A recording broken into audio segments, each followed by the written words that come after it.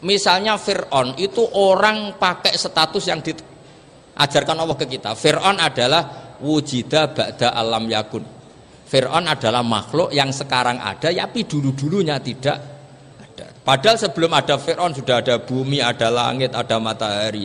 Sebelum ada Yesus, ada Isa, sudah ada bumi, ada matahari.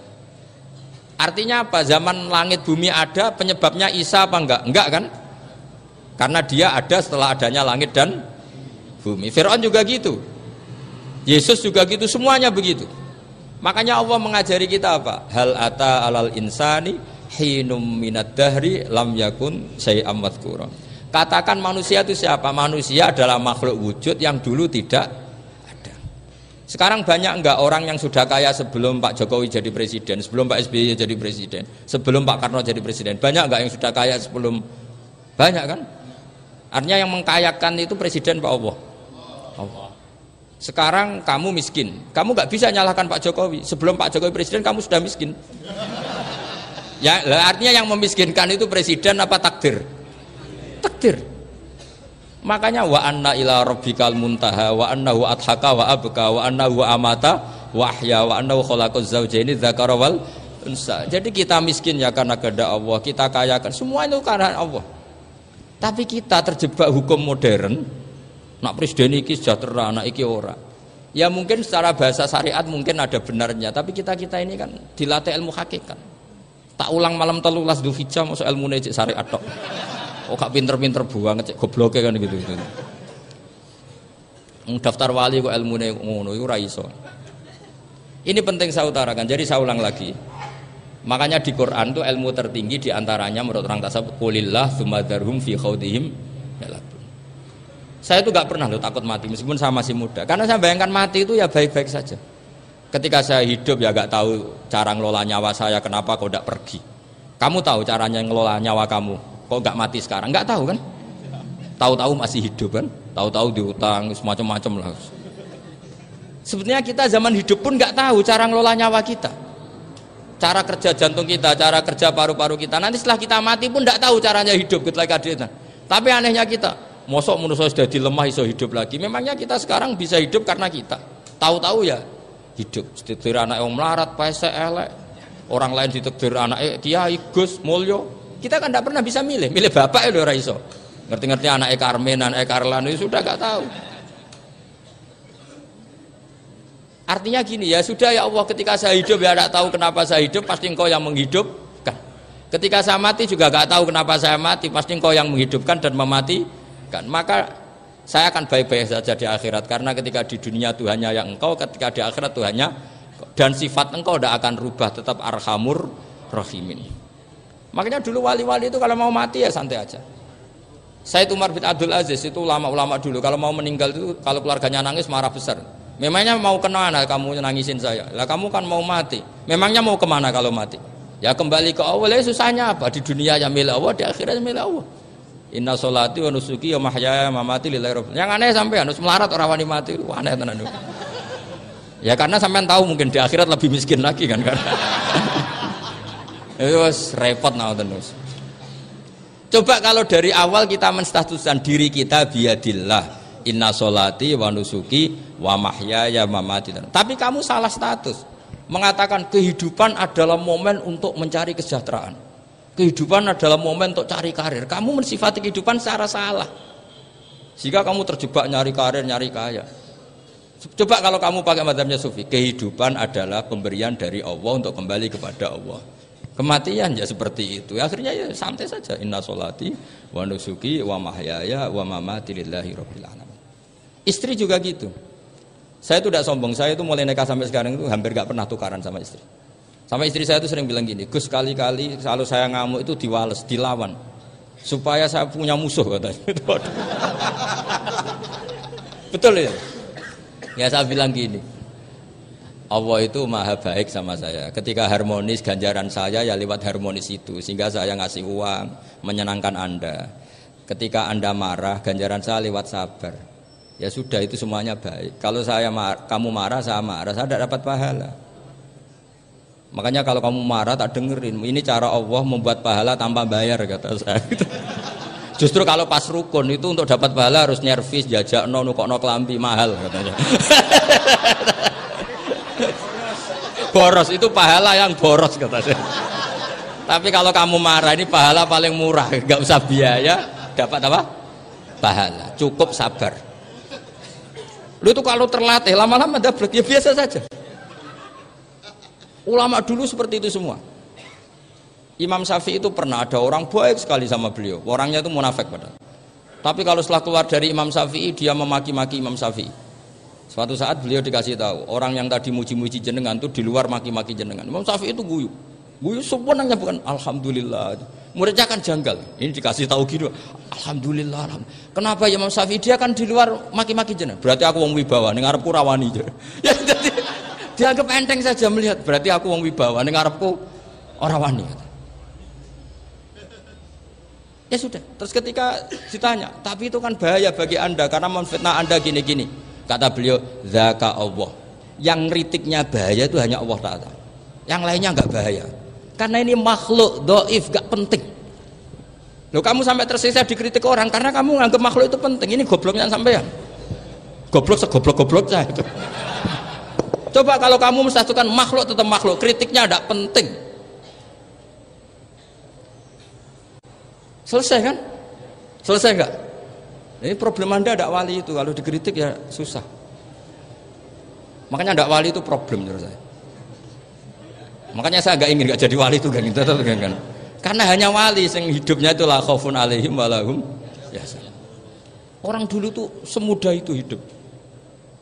Gampang sekali. Dulu ceritanya di antara ceritanya manakibnya Sayyid Ja'far Shadiq itu kalau ada orang memaki-maki dia itu dikirimi hadiah. Kenapa aja?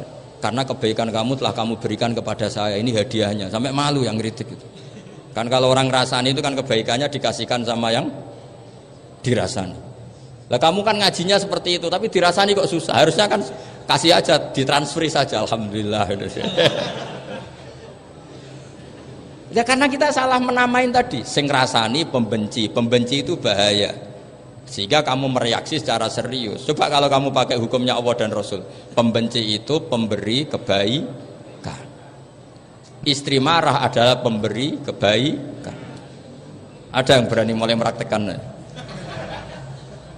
Latih begitu terus. Insya Allah nanti hidup kamu barokah. Itu disebut wa'allama adamal asma.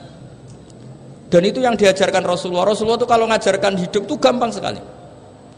Allahumma ja'alil hayata ziyadatan li fi kulli khairin wal mauta rohatan li min kulli syarrin. Jadi kalau kita hidup anggap saja peluang untuk nambah kebaikan.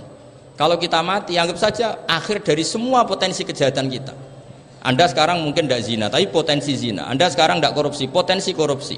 Anda sekarang tidak selingkuh, tetap potensi selingkuh.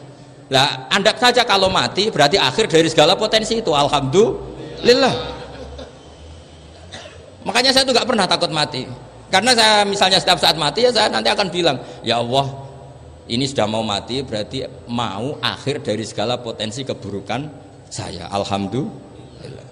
Makanya itu ulama-ulama dulu kalau ada preman mati, saya guys, tonggone ra gelem muni saya. Waduh preman kurang ajar. Saya guys, tonggone tetap ra gelem muni saya.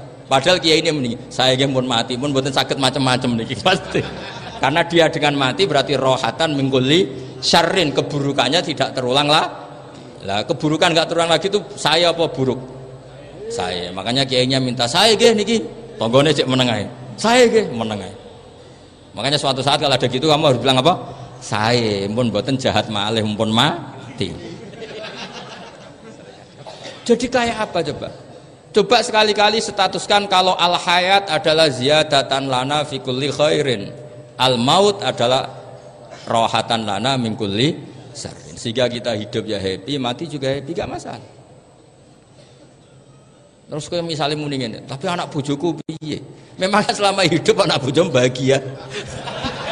Ketoke ya tambah musibah ya, Cok. Malah sombong lagi kamu, seakan-akan kamu Tuhan yang bisa mensejahterakan manusia. Wong isih urip bojomu wis ndonga muga-muga nang mati malah. Karena gak jelas.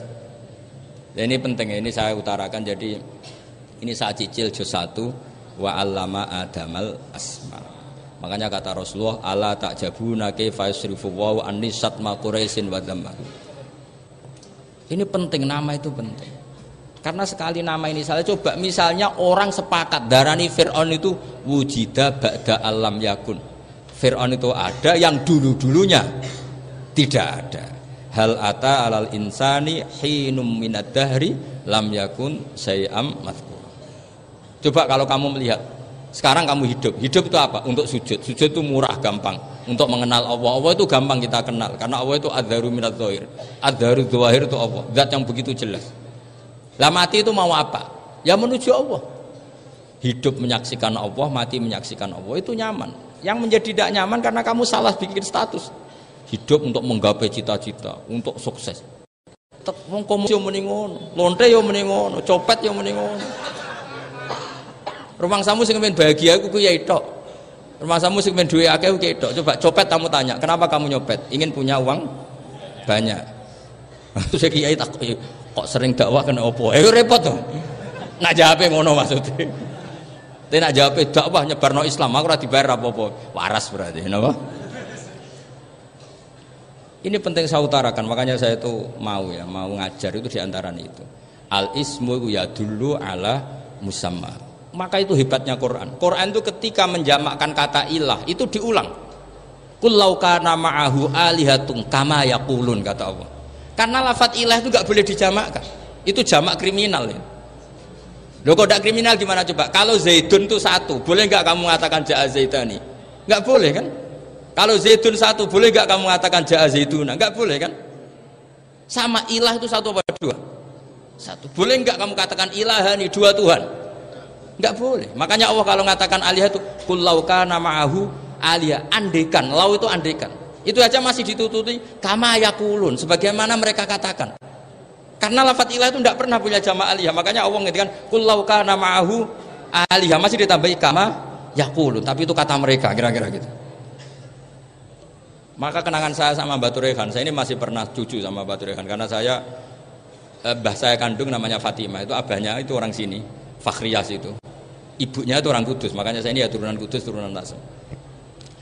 Itu kalau Batu Rehan, kalau hari kematian Yesus, itu kan ditulis hari wafatnya Yesus. Batu Rehan kan tentu meyakini Yesus itu Isa itu tidak mati tapi makanya di kalender Kudus sampai lihat itu kan, matinya Sibeh Isa kan ada dalam kurung Sibeh Isa. Jadi yang mati itu Sibeh Isa.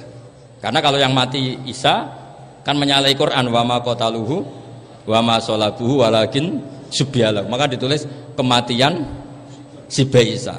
Hanya Almanak Kudus, yang lainnya enggak karena sudah ikut bahasa nasional. Saya pernah agak bantah dulu, saya masih muda.